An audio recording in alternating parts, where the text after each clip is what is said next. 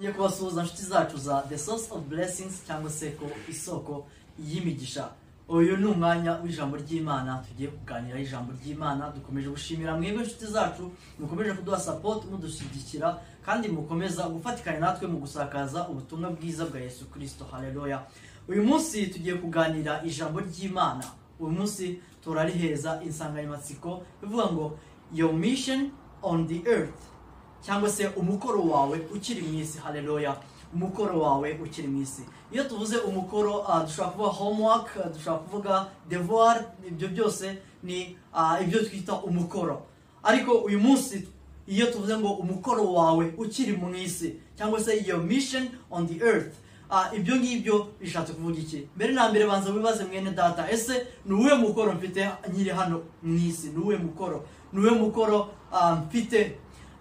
Muri rusange iyo tuvuze umukoro duhita twumva umwarimu ahereza umunyeshuri umukoro, akamubwira ati ugende mu rugo ukore devoir cyangwa se ukore homework, nurangiza nzaguhereza amanota. Ariko uyu munsi twashatse kubijyana mu buryo bw'ijambo ry'Imana. Umukoro twahawe, umukoro twasigiwe, ese mwarimu wacu ninde? Ese umukoro dufite nuwe? Tudatinze bene data, reka dusome turebe umukoro twasigiwe, turebe n'uwawudusigiye uwo ari we. Dusome mu izina rya Yesu Kristo muri Matayo ibice 28 ku murongo wa 19 kugera ku murongo wa 20. Dusome mu izina rya Yesu Kristo.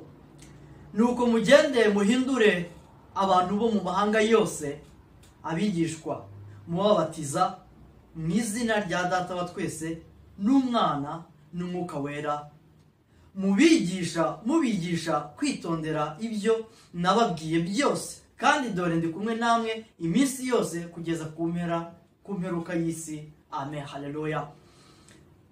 Iyi niyo devoir ikomeye twasigiwe.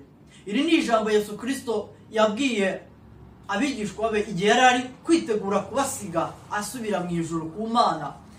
Iki ni igihe yari arimo arasezera, arangije avuga ati simbasize gutyo gusa, ahubwo mbasigiye n'umukoro. Yesu Kristo yari afite abigishwa, mu yandi magambo nawe yari umwigisha. Arangije avuga ati noneho mu byo nabigishije byose mbasigiye namwe inshingano mugomba gusigara mukora. Ngewe subiye kwa Data mu ijuru, ariko mbasigiye inshingano, mbasigiye devoir, mbasigiye umukoro mugomba gukora mwebwe mukiri ku isi. Haleluya. Arababwira ngo iyi devoir ni imwe, ntiyabahaye nyinshi. Devoir bahawe si nyinshi. Abigishwa ba Yesu Kristo inshingano cyangwa se umukoro bahawe si mwinshi. Yabahaye ikibazo kimwe gusa, yababwiye ngo nimugende mu mahanga yose, mujye kubwiriza, mujye kuvuga ubutumwa bwiza, muhindure abantu benshi bahinduke abigishwa banjye. Haleluya.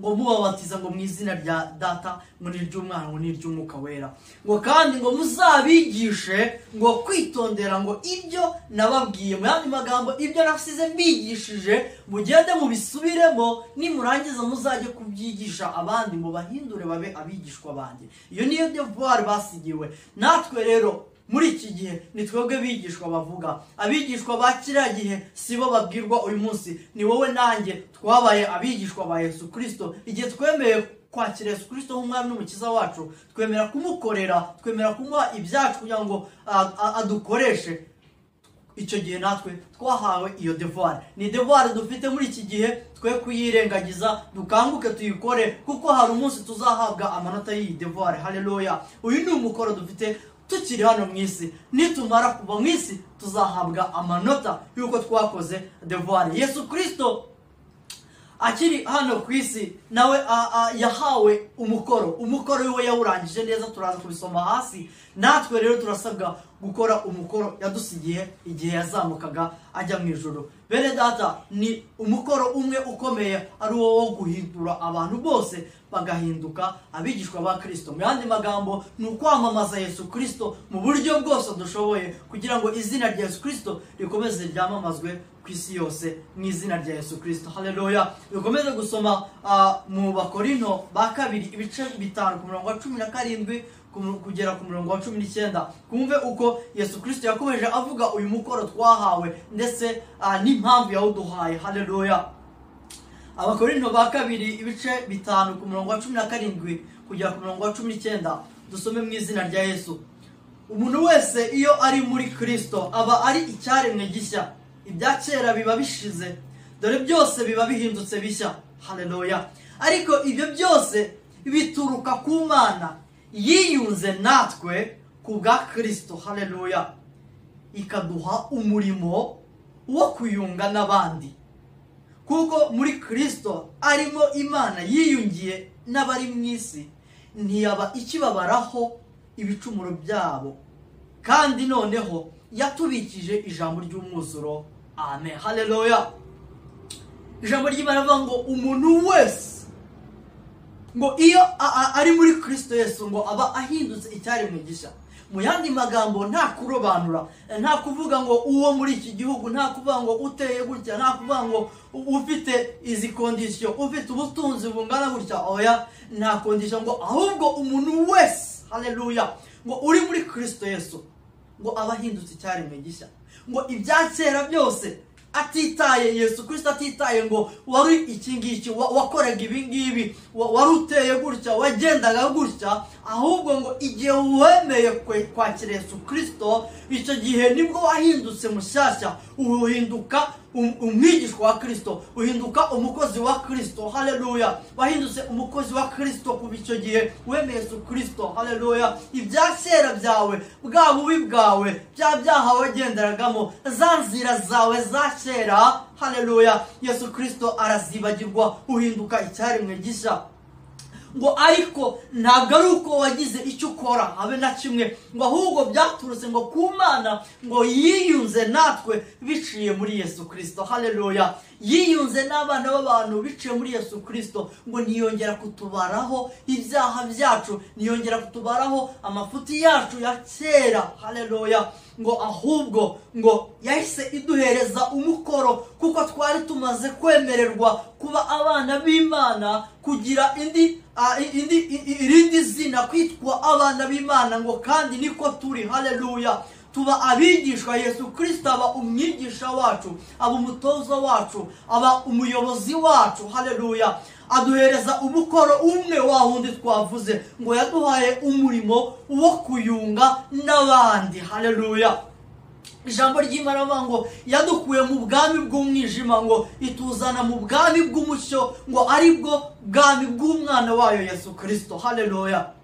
ngo nayo idusaba kuyunga n'abandi, babandi basigaye mu mwijima, babandi batari baza mu mucyo. Dufite umukoro. Haleluya. Tukiri hano ku isi dufite umukoro. Yesu Kristo igihe yazamutse ajya mu ijuru adusezera, yasize aduhaye umukoro, avuga ngo ngewe umukoro wo kubunga n'Imana ndawurangije, umukoro wo kubahuza n'Imana, wo kubakuraho ibyaha byanyu, wo kubahereza ubuzima bushya, wo kubahindura mushya. Ngewe umurimo ndawurangije, akazi ndakarangije, umukoro nahawe na Data ariyo Mana, Data wa twese, ndakarangije, uwo murimo ndawurangije. Ajya guhabwa amanota n'Imana Data. Imana yamuha amanota meza kuko yasoje neza umukoro wiwe, imuhereza kwicara iburyo bwayo. Natwe dusigira uyu mukoro wo kuyunga n'abandi. Haleluya. Turafite umukoro bene Data wo kwamamaza ubutumwa bwiza, kugira ngo na bene Data batari baza mu mucyo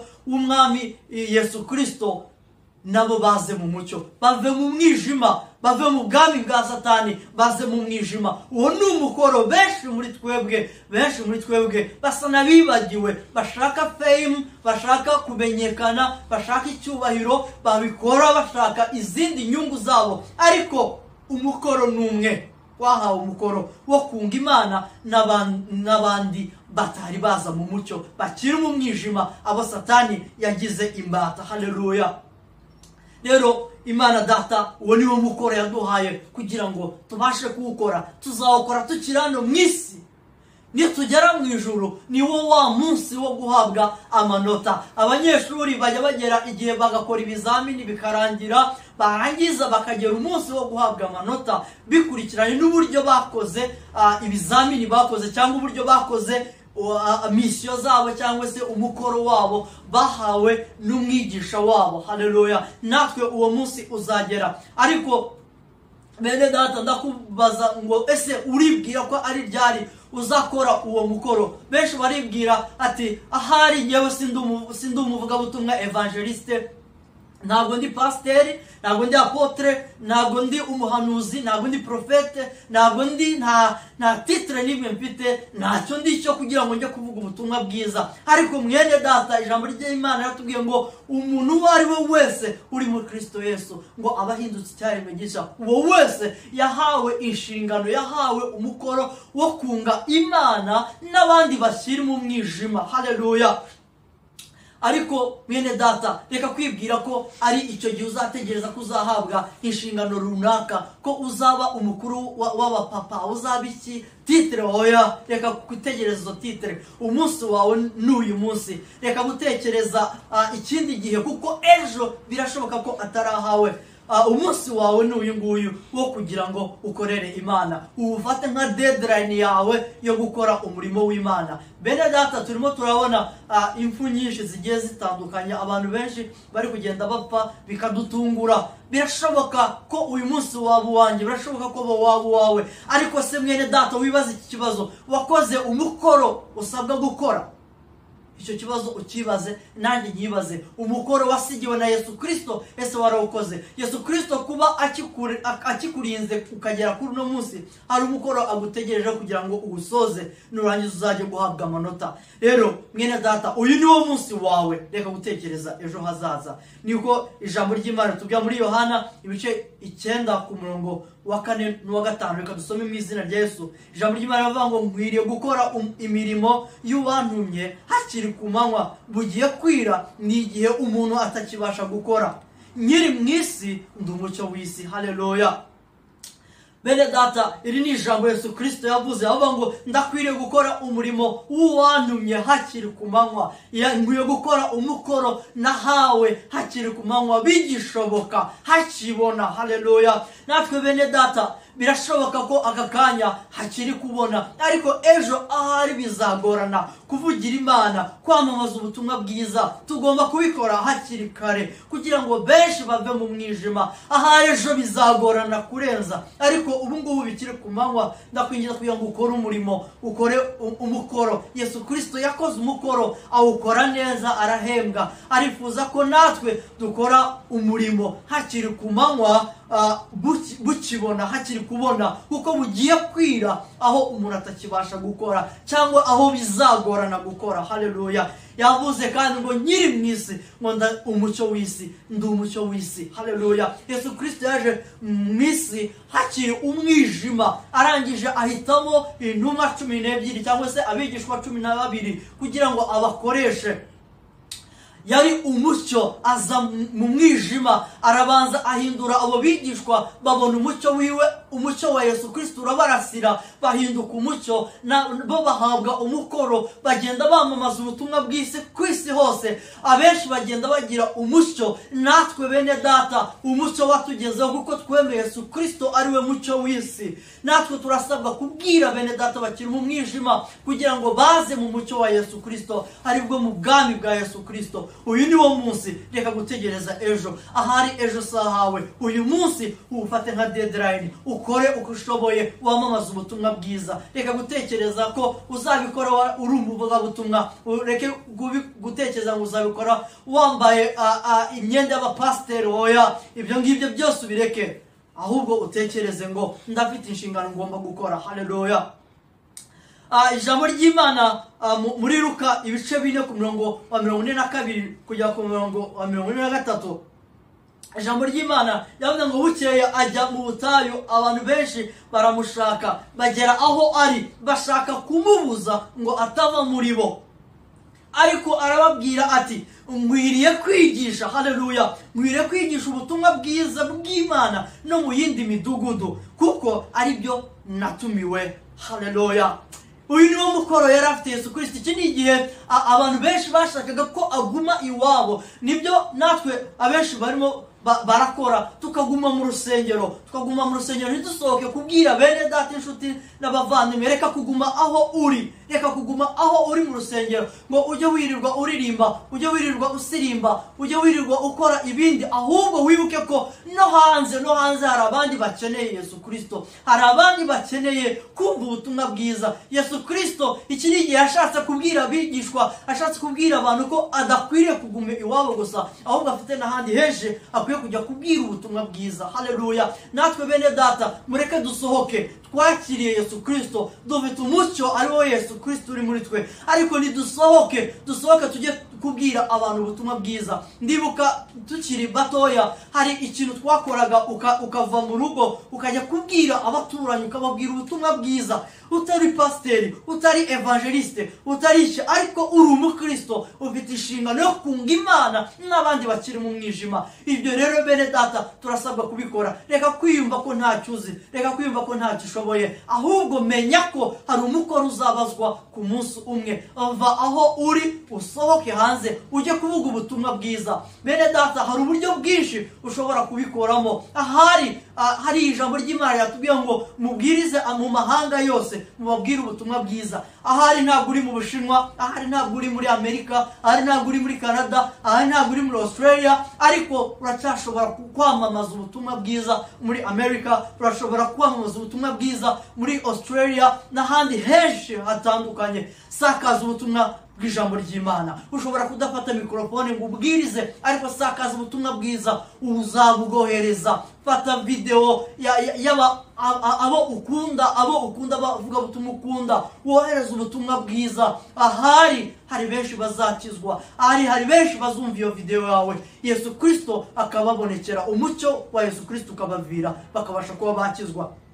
Mwene data, ijambo ry'Imana ritwemerera kandi ritwereka cyane ko hari umunsi Yesu Kristo azaza kuduhereza amanota, azaza gutanga amanota. Ibyo ngibyo si ugushidikanya, ibyo ngibyo birahari, turabyiteguye kandi turabitegereje, kandi si kera ahubwo ni vuba. Yesu Kristo araza vuba kugira ngo atange amanota akurikije uburyo twakoze umukoro. Reka tubisome neza muri mu Bakorinto ba 2:5-10, aho ijambo ry'Imana rivuga ngo kuko twese dukwiriye kugaragarizwa imbere y'intebe y'imanza ya Kristo, kugira ngo umuntu wese, haleluya, ahabwe ibikwiriye ibyo yakoze akiri mu mubiri, ngo ari byiza cyangwa ibibi. Haleluya. Mu ishuri tujya duhabwa A+, ugahabwa A-, ugahabwa A positive cyangwa ugahabwa A-. Ibyo ngibyo byose bigiye bitandukanye, ariko byose biterwa n'uburyo wakoze umukoro. Yesu Kristo nawe azaduhemba akurikije ngo uko twakoze tukiri mu mubiri, cyangwa se mu yandi magambo tukiri muri ino si, uko twakoze umukoro yadusigiye. Uzahabwa amanota mwene data, ariko uzahabwa amanota bikurikiranye n'ibyo wakoze. Ndakwifuriza mwene data, ndaguhamagara kugira ngo njye nawe dukore umurimo waduhaye umukoro, kugira ngo tuwukore neza, tuzahabwe amanota meza, tuzahabwe A+. Njye niyo nkwifurije, nanjye niyifuriza mwene data. Umuririmbyi yaririmbye aravuga ngo iminsi irahita vuba, irahita yihuta, ukwihita benshi bapfa batamenye umukiza.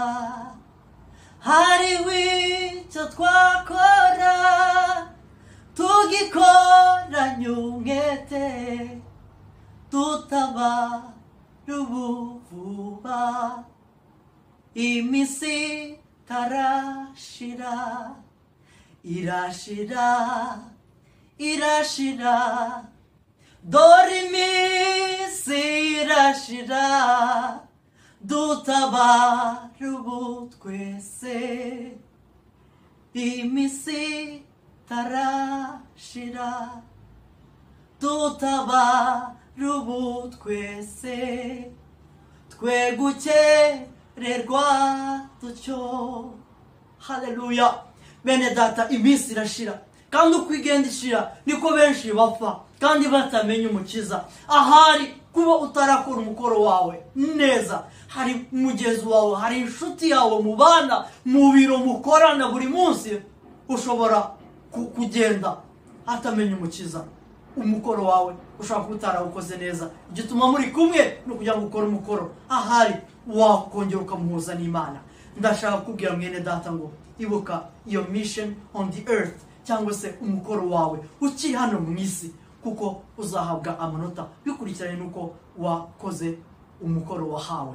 Ijambo ry'Imana ribaganze. Mwene data, ndakwingiza kugira ngo wamamaze ubutumwa bwiza ku isi hose. Hari uburyo bwinshi ushobora kudafata mikrofone kujya imbere y'imbaga nyamwinshi y'abantu ngo ubwirize abantu, ariko urashobora gufata mu bintu byoroshye gatoya. Kora subscribe, ufate ijambo ry'Imana wohereze, ubwire inshuti n'abavandimwe, babwire ubutumwa bwiza, kuko Yesu Kristo arifuza ko usoza umukoro yaguhaye, nsoza umukoro twahawe, kugira ngo tuzahabwe amanota mu bwami bw'ijuru. Komeza uhabwe umugisha wowe wakoze subscribe. Yesu Kristo akomeza guha umugisha wowe utarakoze subscribe. Kanda munsi kuri the source of blessings, uzahabwe imigisha n'Uwiteka Imana. Imana ibahe imigisha mu izina rya Yesu Kristo, amen.